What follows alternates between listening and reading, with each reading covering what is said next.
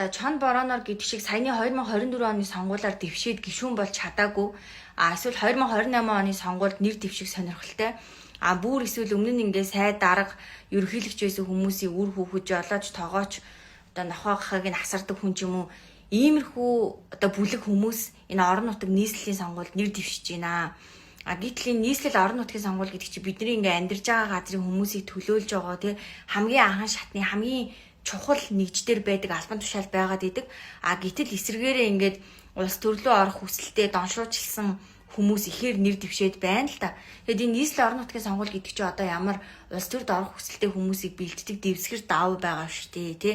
Хин хүссэн нэг өөрийнхөө зургийг гинт бүүстэлж гарч ирээл гинт нэг өдрийн юу хийдгээ бичээд гинт бүх нэвтрүүлгээр гараал хэлдэг тийм дураараа юм гэж байхгүй шүү дээ. Тэгээд энэ олон нийт минь энэ сонгуульд анхаарлаа хандуулад зөв чадварлаг хүмүүсийг сонгоорой гэж уриалмаар байна.